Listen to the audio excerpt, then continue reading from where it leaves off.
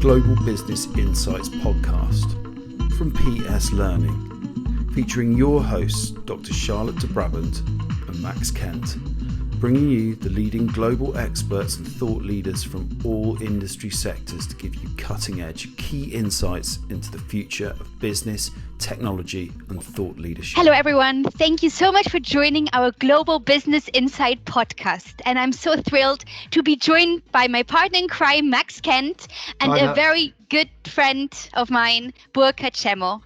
He's not only a thought leader, but definitely has a lot to say in the field of business ethics of the future. Burkard, why don't we just dig right into it? Would you like to just start by introducing yourself and most importantly, maybe giving us a little introduction of your latest production? Yeah, thanks, Charlotte and Max. I think it's a pleasure of being here. And thank you so much of having the opportunity to speak about one topic that's super close to my heart, which is business ethics. And let me introduce myself a little bit. So I come from an entrepreneur background. So I founded a few startups myself, then spent a couple of years in consulting, and then moved on to Amazon to run the B2B business for large customers in Central Europe. And over the course of the last years, I did a lot of side projects left and right. I worked actually with academia a lot on joint partnerships and initiatives. I have a think tank around the future of living where we evaluate the idea of living in tiny homes in order to solve the problem of increased housing costs and increased space that is needed. But one topic that's really closest to my heart, I must say, is the topic of business ethics. And I came to this topic as a part of research of one of my latest books, which is called Changeship. Changeship as a word of change management and leadership. And the idea of this book is that I wanted to give leaders an insight into building and scaling what I call next generation businesses in a digital polypole. And the essence of this book is basically that any business can be market leading globally in 3 to 5 years, as long as you solve a few of the basic questions how businesses are run. And over the course of the research for this book, I realized that actually business ethics is one of the most interesting topics, and mostly because it's a topic that, first of all, is not so much on the radar of everyone. So thanks to this podcast, we're going to fix that probably for a few audience today. And secondly, it's one of the game changers, because when you talk to younger generations of people, then everybody is interested in business ethics. Everybody wants to talk about how sustainable leadership can be done. Everybody wants to talk about what is this more than ESG standards? What is it more than just reducing a carbon footprint? And this is all about business ethics.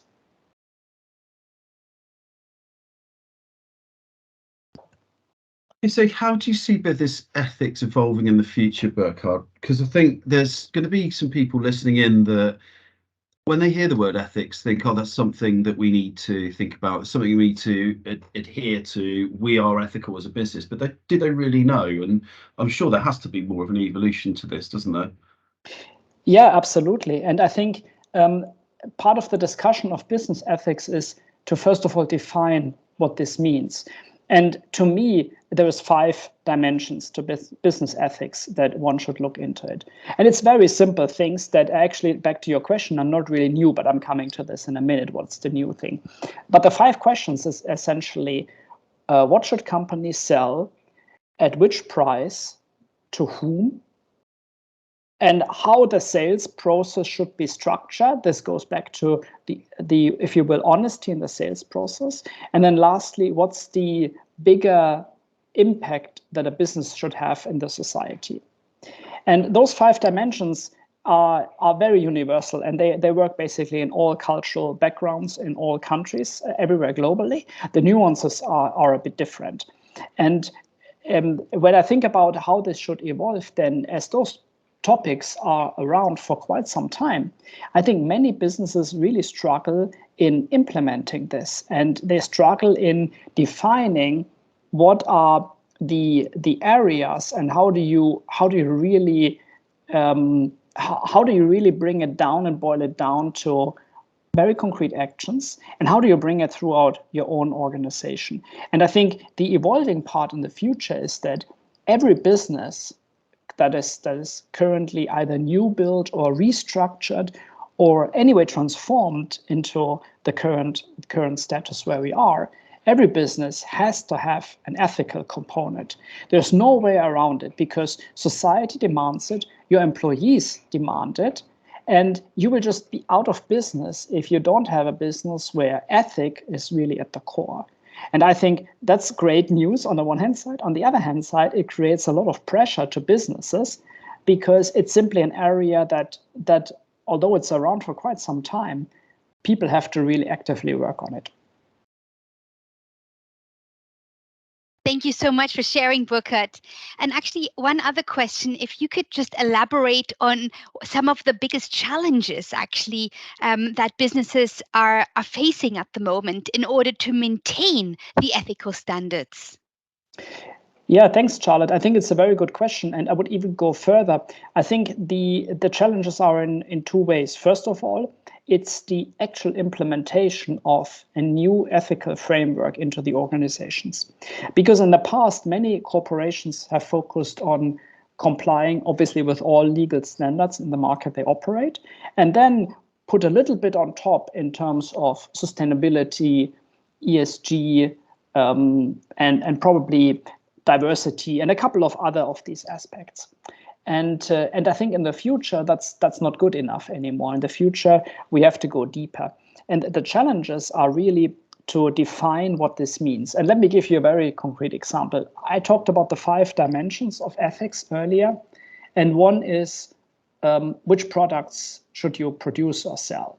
And obviously, globally, there's probably a couple of things that are globally accepted as products that should not be for sale. And the most prominent example is human organs. So you would probably not build a business around selling human organs anywhere in the world. That's super simple. But then when it comes to other products, let's take weapons, for example, or cigarettes, then it's not so clear, right? I mean, should you produce weapons and sell them? And then you would probably say, well, weapons for the police might be okay, maybe in a democratic country, but what about weapons for police in a non-democratic country? What about weapons for other countries or for dictatorships, right? So it's a lot of gray areas, and that's my second point. I think all the ethical dimensions sound super easy at the beginning, but then for each and every business, you got to define it very granular what it means, and then you need to implement it throughout all business functions and all corporations. I mean, it's really interesting because we've seen ESG come in as much more of an impactful strategy that everyone needs to consider, probably in the last 3 to 4 years. You've had climate reports come out that talk about global warming. It's really driven that kind of carbon impact and all those things that plays into the ESG conversation. So you've got businesses there going, well, what do we do? So I think it's a massive area. But then, as we've seen, we've got very quick, fast emerging technologies such as ChatGPT, AI, blockchain coming out right into the middle of all of this, where you've got companies going, well, we should think about ethics before they've even had a chance to do that. And we've had lots of information on the podcast about how ChatGPT and AI is going to affect things from job roles to everything else. Where's your take on the ethical considerations of this? Because I think it's going to be a massive thing for companies and just purely down to the use of these tools as a starting point. Yeah, no, it's absolutely. And I think it's one of the biggest challenges probably because you need to basically build ethical considerations into the algorithms. And as I said earlier, it's already difficult to build in the gray areas of ethics into your normal business. So how do you build this into algorithms? I mean, a couple of considerations. Recently, a few of the leading machine learning and AI scientists have asked for a stop in development, especially related to ChatGPT and other tools like this, in order to discuss those questions. So I think it's probably not realistic to stop the development, but I think the discussion and the idea of publicly raising awareness is a good thing. The other thing is, I think we have a few countries in Europe, and Germany is one of them, that already has ethical rules around in form of laws that regulate what companies should do or not do, specifically to self-driving cars. So when you think about self-driving cars, then one of the biggest considerations is if an accident is unavoidable, what should that car do? Should it hit the 80-year-old people to the right side of the street or the 10-year-old toddler or young kid to the left side of the street?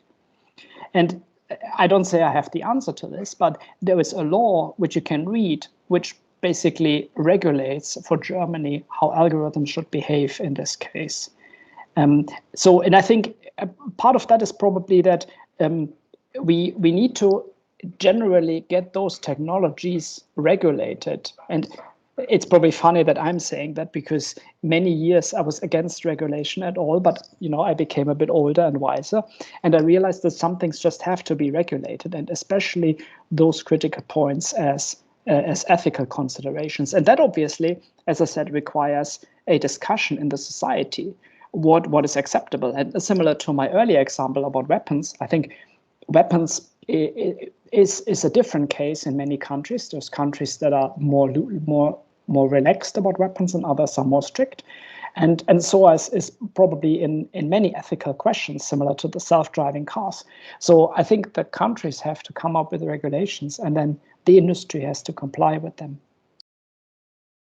So interesting. Absolutely. What an interesting discussion, actually. And the whole regulations on AI. Thank you for sharing this example. And yes, I also wouldn't have the answer, but this is definitely an area, a field where more exploration has to be done. And also, Charlotte, because those things change over time. I think when you think of ethical considerations, then and we're talking about business ethics here, but think about personal ethics, then they change over time, right? I mean, I remember when I was younger and you would arrange a meeting with a friend on Sunday at 12 p.m. And in the time before there were mobile phones and chatbots and everything, then you would damn do everything to be there. I mean, in some cases, you couldn't even call that person and cancel the appointment. Nowadays, I think it's totally accepted if a day before you send a text message saying that I can't do this appointment. So I remember that, Burkard. I'm not sure if Charlotte remembers at the time. Oh, I remember, of course. I think Charlotte is too young to this, but I'm always saying, so those standards might change over time, and similar to business ethics as well. I think we'll obviously see an evolution over time in many of these things, but we got to start somewhere. And my call is, let's start somewhere by looking at those 5 dimensions I mentioned, and then think about what we can do about them. I mean, this is such an interesting discussion, especially the whole evolution of this social responsibility, social acceptance. These are topics so relevant right now. How do you see the rise of social and environmental responsibilities affecting business ethics in the future, Burkard? I think it's a very good question, and I think it relates back to a few of the dimensions that I mentioned, but one is clearly which products should be up for sale. Because what I clearly see is that when you think about environmental responsibility, then I think the answer to many things we do has to be that we produce less and we consume less, and we have a smaller footprint in what we consume. Now, consuming less and producing less is totally against many businesses that at least I know of. And I think that will be one of the biggest challenges to businesses. So when you operate a business that's based on scale and growth, and the scale is based on bringing out more products and selling more products, how do you change that? How do you change your business purpose into a goal of selling less or selling, and maybe one answer could be that you need to enable circular economy, and that you need to somehow manage that you bring your products into a life cycle instead of throwing them away. And this goes with all the discussions around repair and serviceability of products, but also, I mean, I could imagine a marketplace of used products, and then when you search for a product, let's say you search for this glass here, then I'm sure there is thousands of people somewhere in the world that want to get rid of these glasses and they just have them in their basement and they want to get new glasses. But somebody else might look exactly for these glasses. And then, I mean, if you run them in the dishwasher and they are not too old, why don't bring them to somebody else instead of buying a new product? And that's a simple example. I think there's areas where we already do that. For example, kids' clothing. When you think about if you have kids, think about your circle of friends, then it's very common that you don't buy new clothes all the time, but you basically share clothes between families because the kids grow so much and you need literally every 5 weeks, you need new clothes. So that's already there. So how about if we could elaborate this and evaluate or evolve this into all products that we need? Do you think that companies will be forced to do this via things like the availability of things like circuitry and chips for things like mobile phones, where, you know, I've just got a new iPhone 14 and it's actually not that different to the iPhone 13 because the differences are less and less. And maybe that's technology driven, maybe it's availability driven, but it's just interesting to see how that companies probably be forced down that road. Certainly in the UK, the second-hand car market is getting more and more valuable again because the production of cars new less available, the waiting times are longer. Yeah, I think, I mean, as I said earlier, I stopped my principle of being against regulation. So I think some things probably should be regulated. I mean, in this case, I could see a regulation that probably just focuses on internalizing all external costs for new products. And then if you would do that, then I think used products would just be more viable from a business perspective or from an economic standpoint. So people would probably more likely do that. I mean, I know phone manufacturers already started selling refurbished phones on their platforms. I think that's a great starting point. And I have one of these refurbished products here, and it looked like a new one when it came here. So I think that totally makes sense. I think overall, one of the things in ethics is also we need to inform the society around these things, and then people will just demand those products. Similar that I looked at those refurbished phones and I thought, first of all, it's a clear business case. It's 20 or 30% less.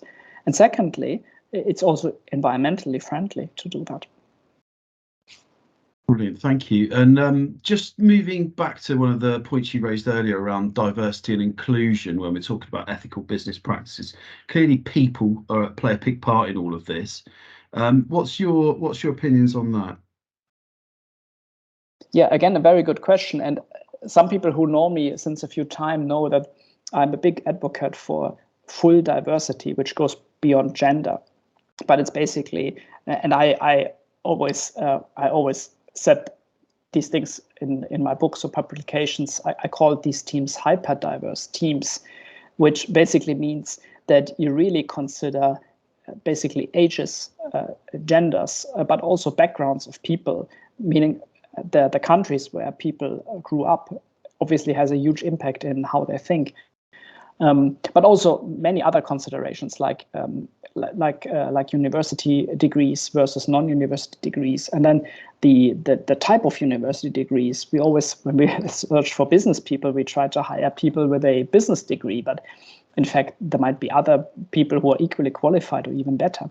So I was always promoting these hyper-diverse teams in any chance that I had in the corporate world. And I think, to be honest, it will be one of the key success factors for organizations in the future.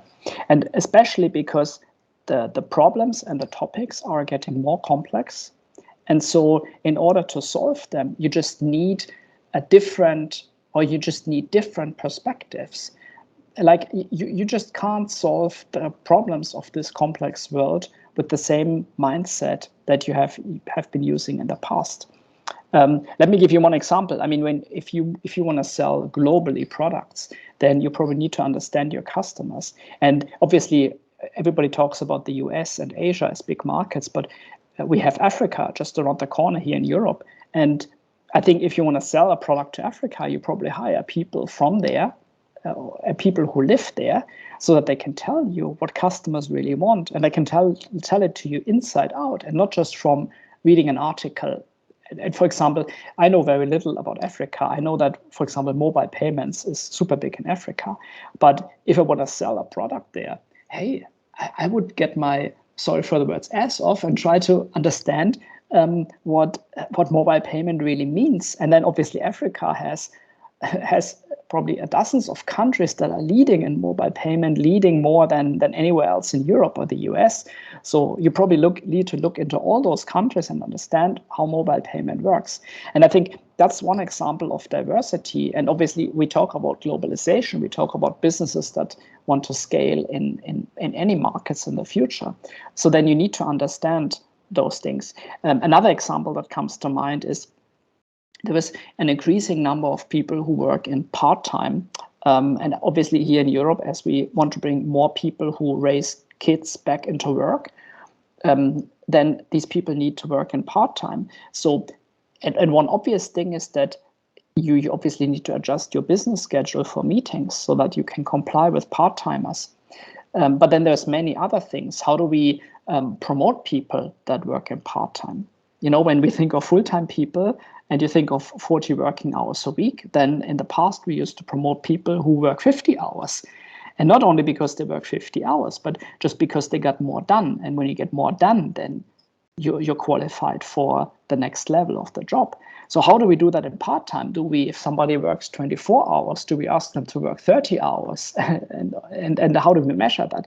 So I think there's a couple things that we just got started in discussing in the business world on how do we treat certain things. But those all go in the area of diversity and inclusion. Thank you so much for sharing, Burkard, and just staying on this topic. Especially, I loved how you were talking about these hyper-diverse teams. And yes, I can confirm, since I was part of your team, how much emphasis and importance you put on these hyper-diverse teams. Maybe just to continue on that thought process, and of course, including my passion, procurement and supply chain management. How can businesses ensure that ethical practices are being followed through in the supply chain and with the partners and vendors? Yeah, that's a very good question too. And indeed, I think it's one of the biggest challenges, especially given that the supply chain impact is, depending on the industry, and you know that better than I, between 20% and 80%. So in some industries, you have 80% of the value creation that comes from products that are manufactured somewhere else. So how do you do that? I think a couple of considerations. First of all, you need to define your ethical standards in your business and in your corporation very clearly and very tangibly. And then you need to bring them to your suppliers, and you need to negotiate with your suppliers that they adhere to these standards. And that obviously, depending on your negotiation power, it might be more difficult or less difficult. If you are a big corporation and everybody wants to do business with you, that might be easy. But if you're small, then I think you really need to negotiate not on the back of pure terms, but on the back of the necessity of changing the business operations into ethical operations, and that your customers actually demand that. And then you really need to probably press these buttons at your suppliers. Secondly, I think it's also about monitoring. And I think there's a couple of good monitoring tools around that help you in understanding, let's say, the carbon footprint of a few other KPIs. I think you need to use that, and especially for those suppliers where you don't have one-on-one relations, those thousands of tail-end suppliers that probably you don't even know them or you don't even talk to. And I think there you need to use monitoring tools. And you also need to be willing to pay a higher price in order to choose those suppliers that follow your standards over others. Yeah, it makes complete sense. And it's certainly what we've been seeing out in the marketplaces as well, where again, a lot of this is customer driven, isn't it? Where customers will vote for their feet. Businesses will then have to provide more ethical regulations or show what they're doing. Certainly, we've seen that in procurement and supply chain, right down to the fact where businesses are starting to see more and more information at buyer level. So end users will be able to see if they're going to make a choice just on raising a purchase order. They can see a choice between different suppliers and the ethical ratings of those suppliers. That's being pushed more and more through to end user level, so they can make that informed choice. Now, that's driving it at a sort of financial, commercial level. What do you see governments and regulations from more of a, overall regulation level coming to play on this? Certainly country by country, I expect, but yeah, I'd be interested to hear your thoughts there. So I think it's a very good question around regulation, and especially given that there is probably a chance right now where many buyers that make purchasing decisions are not that informed, and where standards that we discussed are not common across the industry. And then regulation will play a role in setting those standards and helping suppliers and buyers to make decisions based on ethical standards, and at least defining a minimum set of standards that should be there. I think one of the good things is there was a supply chain law raised by the European Union that's currently transferred into local laws in many countries. And this is very strict in the sense that you need to know the supply chain standards of your previous suppliers, and you need to be able to document them. And I think although this is a lot of paperwork and a lot of electronic work for many corporations, it's in essence a good thing because it forces the corporations to really think about their supply chains. I think on the long run, when I talk to younger people out there, younger than the three of us here in the group, especially students at universities like ESMT or the Frankfurt Business School, then many people actually are super considerate about ethics, and they are super interested and super willing to do that extra research, to meeting those standards, and to make the right purchasing decisions. So I'm not so worried about the future. I think in a couple of years we'll have a society where people are very aware and where people will make those decisions consciously. And then over time, regulation, or until we are there, regulation will help us to direct the society in the right direction. Thank you, Burkard, for that answer. And just staying on that aspect, especially looking at examples for the society, maybe you could just explain to me some examples or case studies. How do you see corporate social responsibility initiatives actually evolving in the future? Yeah, I think that's a good thing, a good question, especially because when we looked in the past, then we obviously had big corporations who published social responsibility reports as part of their annual reports. Nowadays, what I see happening is that more and more small and mid-sized companies focus on these topics. So they either copied certain principles in the market, or they really had a conscious decision around what corporate social responsibility means to them, and then bring this into their operations. And that's obviously true for all the dimensions that we discussed earlier. I think the second aspect I want to mention is that really bringing out corporate social responsibility as a wider topic is one of the key things that I see. Because in the past, we used to think about social responsibility as a sustainability play. And going forward, I think there is many more dimensions like diversity, like inclusion, but also the hard ethical aspects on, is my business set up for doing something for the greater good? Is my business really helping the society transform to the greater good? I think those things, I see the organizations and the companies evolve. And I think those discussions I currently see happening, and I'm super excited about this. It's interesting to see how this will all evolve. The next question might be a little bit more subjective, because we wanted to ask really about the role of transparency in promoting ethical business practices. Now, when we see some of the ESG policies come out, we've seen things like greenwashing. So do you think there'll be something like ESG washing that might come as a sort of a practice that companies might employ with this? Yeah, again, this is really, as you said, a very subjective, not only question, but also answer from my side, because I have not done a full study around how business ethics, these topics are really implemented and followed up into organizations. And when you think about the effort it takes to really implement those ethical considerations throughout the whole organization and throughout all business units, then obviously I think there is a risk that some of the business units will just declare some things that happen which not happen.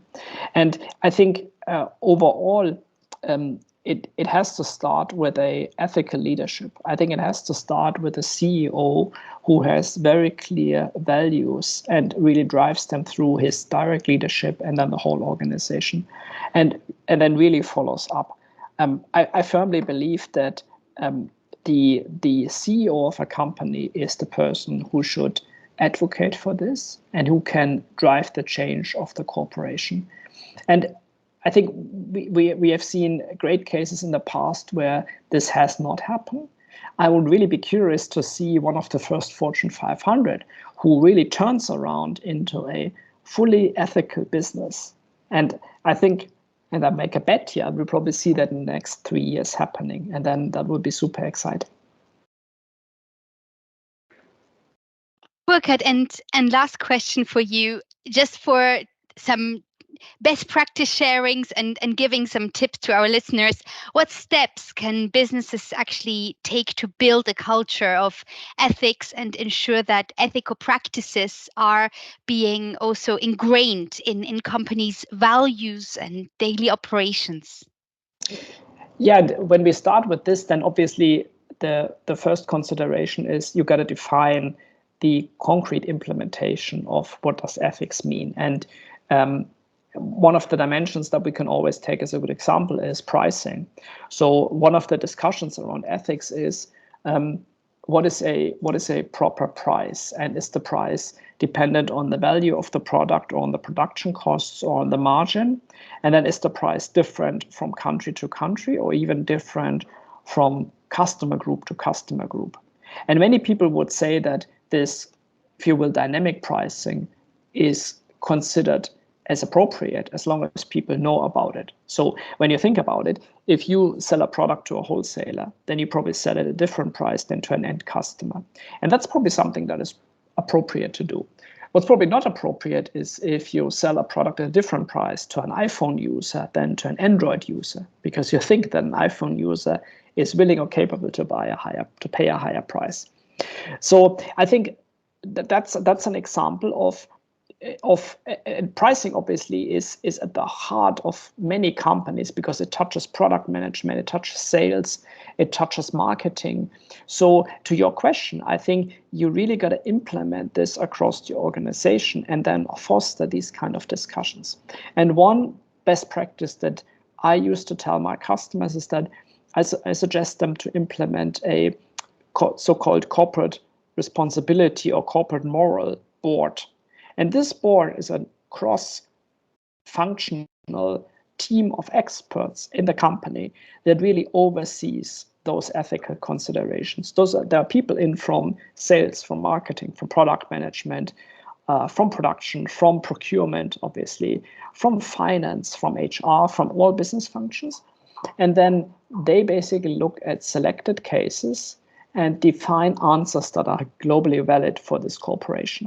And then those cases can be, if you will, blueprints for any other similar case. And take the example of pricing. If you, let's say you run a multi-billion business, globally active, hundreds of product lines, I guess you don't need to define this for each and every product. I think you can say, we as ethical board, we look at one specific product and we look at, let's say, 5 markets, and then we define what our company thinks about pricing, about ethical pricing. And then you can take this again as a blueprint, and once you have a strong leadership, you can make sure you roll it out throughout the whole organization and ask all other business functions and areas to comply with these standards and to apply them in a similar way. Burkard, thank you so much. This has been fantastic information, and I really think you're ahead of the curve, ahead of the game with something that's going to become more and more important for every single business. So, once again, do you just want to mention the name of your book and where people can get it from, so we can get that? We'll put links obviously in the descriptions, but just I think it's something that everyone needs to read that's interested in business, obviously. Yeah, I would agree. And the book is called Change Ship. Building and scaling next generation businesses in the digital polypole. And it obviously touches much wider aspects than business ethics. But when you read the book, throughout the book, there's a big chapter about ethics, but there is many left and right considerations throughout the book about ethical considerations. And I think it's a great starting point for any leader to raise awareness and to just get the thought process going, and then get obviously a few very concrete tips around how to set up operations and how to change businesses. Burkard, thank you for your time today and for all your insights and tips. And especially to our listeners, thank you so much for joining in. And once again, it's been a great pleasure to host you, and we look forward to the next podcast. Thank you, Burkard. Thank you so much, Charlotte and Max. Global Business Insights podcast from PS Learning, featuring your hosts, Dr. Charlotte de Brabant and Max Kent.